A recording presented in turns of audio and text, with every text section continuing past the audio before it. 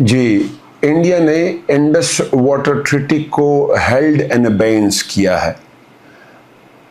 In simple words, suspend किया है यूनाइलेटरली। ये बताने से पहले छोटी सी बेसिक बातें बता दूं कि इस पूरी रीजन में जिसमें चाइना, इंडिया, पाकिस्तान वगैरह हैं, यहाँ पे पानी जो आ रहा है दैट इज 80% पानी तकरीबन समर में आता है क्योंकि मानसून है और मेल्टिंग ऑफ ग्लेशियर्स हैं, और बच्चा 8 to 9 मंथ्स में अराउंड 20% पानी आ रहा है। तो मेन पानी तो गर्मियों के सीजन में है, इन रिवर्स में जो आता है, हमारे यहाँ रिवर या इंडिया में जो भी रिवर्स आते हैं ये इस वक्त पानी है।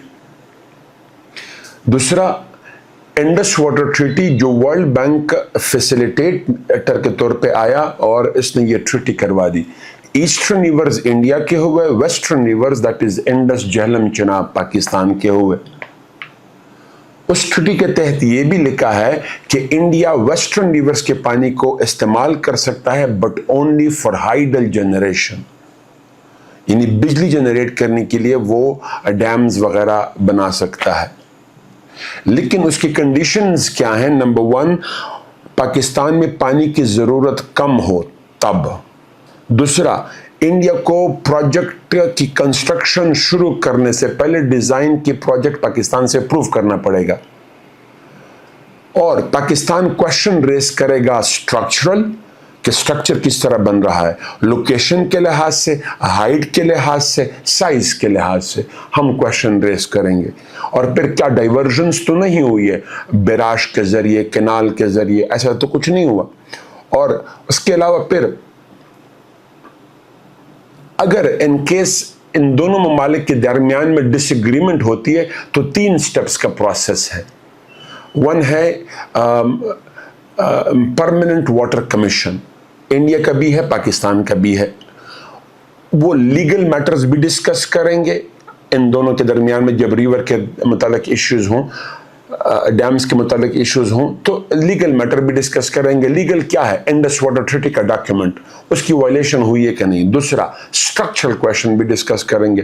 दूसरा है न्यूट्रल ऑब्जर्वर, उसका डोमेन सिर्फ स्ट्रक्चरल है कि स्ट्रक्चरल वायलेशन तो नहीं हुई है। तीसरा है permanent court of arbitration. Permanent court of arbitration का लीगल डोमेन है, लेकिन वो एडवाइस लेता है of the neutral observer while coming या reaching upon the final agreement. एक और चीज, इस ट्रीटी से कोई भी मुल्क, पाकिस्तान या इंडिया, अकेले निकल नहीं सकता। आर्टिकल 12 बड़ा क्लियरली कह रहा है। अब यहां पे इशू क्या हुआ है? इंडिया ने इंडस वाटर ट्रीटी को हेल्ड एंड अबेंस किया है, यूनाइलेटरली सस्पेंड किया है, और साथ में ये धमकी भी दी है कि हम पाकिस्तान की तरफ पानी को नहीं छोड़ेंगे। पहले हेल्ड एंड अबेंस जो लीगल वायलेशन है, हम उस पे बात करते हैं कि उससे वो कर सकता है कि नहीं कर सकता।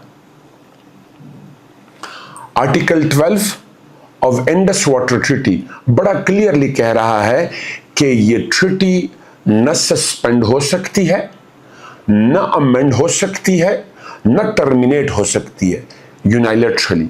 यानी एक मुल्क अकेले न टर्मिनेट कर सकता है, न सस्पेंड कर सकता है, न अमेंड कर सकता है। ये तीनों चीजों में से एक भी चीज होनी है, it has to be bilateral. Bilateral तो नहीं हुआ है, उसने यूनाइलेटरली कर दिया है। ठीक, अब इस पे हमारे पास ऑप्शंस क्या क्या हैं? नंबर 1,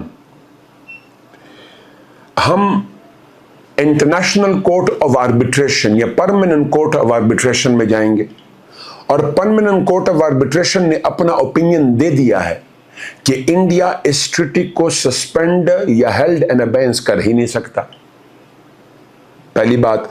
दूसरा, वर्ल्ड बैंक के पास जाएंगे क्योंकि वो फैसिलिटेटर है, उसने भी ओपिनियन दे दिया है कि इंडिया यूनाइलेटरली ये नहीं कर सकता। 2 चीजें। तीसरा, इस ट्रीटी में ऐसा कोई लफ्ज मौजूद नहीं है, न वियना कन्वेंशन में मौजूद है, न इंडस वाटर ट्रीटी में मौजूद है द वर्ड और the concept of held and abeyance. वहां पे तो क्या है, अमेंडमेंट है, टर्मिनेशन है, ये अल्फाज हैं। ये कंसेप्ट है ही नहीं जो हेल्ड इन अबेयंस की वो बात करता है। तो इंडिया लीगल वायलेशन कैसे कर रहा है, हमने इसको लीगली किस तरीके से परस्यू करना है वो बताने की मैंने कोशिश की। दूसरा, इंडिया पाकिस्तान के खिलाफ वाटर वॉर वेज करता है। वाटर वॉर वेज करने के दो तरीके हैं। एक, गर्मियों में सैलाब का पानी ज्यादा पाकिस्तान की तरफ छोड़ना, और वो कैसे ज्यादा छोड़ेगा, वो हमें टाइमली इन्फॉर्म ना करे। कितनी बारिश हुई, कितनी मेल्टिंग हुई, अगर वो हमें टाइम पे पता चल जाता है तो तकरीबन 7 से लेके 14 दिन तक या 15 दिन तक हमारे पास टाइम होता है। तो well enough time to prepare for the floods which would come. अब हेल्ड इन अबेयंस किया है तो वो हमें टाइम पे इन्फॉर्म नहीं करेगा। लास्ट टाइम उन्होंने इंडस या परमानेंट वाटर कमीशन के जरिए उन्होंने हमें इन्फॉर्म नहीं किया, वाटर डेटा उन्होंने उसके जरिए हमारे साथ शेयर नहीं किया, बल्कि हाई कमिश्नर के जरिए किया, और वो भी लेट किया, तो हमें प्रिपरेशन का टाइम कम मिला। तो एक तरीके से जो वाटर वॉर वो वेज कर सकता है, करता है, ये तरीका है। दूसरा और उससे बड़ा जो हमारे लिए प्रॉब्लम है, और वो क्या है, इंडिया कहता है, हम उनका जो minister for water and power है कि हम पाकिस्तान की तरफ एक बूंद पानी भी नहीं छोड़ेंगे। ठीक, सिंपल। जब वो पानी हमारी तरफ नहीं छोड़ेंगे तो उससे क्या होगा, हमारा एग्रीकल्चर हिट होगा। 80% प्लस एग्रीकल्चर की डिपेंडेंसी इन 3 दरियाओं पे, झेलम, इंडस, चेनाब पे। दूसरा, हमारे डैम्स जो बिजली पैदा करते, तरबेला और मंगला, उसी पे डिपेंडेंट है। 20% प्लस हमारी डोमेस्टिक डिपेंडेंसी, और ऑलमोस्ट इतनी ही डिपेंडेंसी इन द क्या कहते हैं इंडस्ट्रियल सेक्टर इसी पे है। और फिर समंदर की जो इंक्रोजन है, इंक्रोचमेंट है, इंकर्जन है towards the inlands of Pakistan, specially Thatta and Badin, उसको रोकने के लिए हमें समंदर में पानी फेंकना पड़ता है। पानी होगा तो हम पानी फेंक पाएंगे। और एग्रीकल्चर की जमीन हमारी कम से कम 25% प्लस जमीन कैनाल बेस्ड लैंड सिंध में बैरन हो चुकी है, and the rest of the countries too. तो वो ये वाटर वॉर हमारे खिलाफ मजीद तेज करेगा। रिमेंबर, गर्मियों में पानी का मसला नहीं होगा, क्योंकि गर्मी में तो मेल्टिंग ज्यादा होती है। उतने डैम्स न वो बना सकता है, और उतने बड़े डैम्स न वो बना सकता है कि इतना बड़ा पानी वो स्टोर कर सके। लेकिन हमारे साथ जो ओरिजिनल मसला होगा वो नॉन समर में होगा, स्पेसिफिकली विंटर में होगा, जो हमारी मेन क्रॉप्स विंटर की है, फॉर एग्जांपल गंदम। तो उस वक्त पे हमारे पास पानी की शदीद किल्लत है, मजीद किल्लत हो जाएगी। लेकिन और वो विंटर का पानी स्टोर कर सकता है, वो मजीद कम कर सकता है, कर चुका है, मजीद कम कर सकता है और करेगा। किशन गंगा, बगलिहार, सलाल, रत, ये सारे बना चुका है। अब क्या बनाने वाला है, रतले, पक दोवल, इस तरीके से कई सारे प्रोजेक्ट उसने इनिशिएट किए हैं।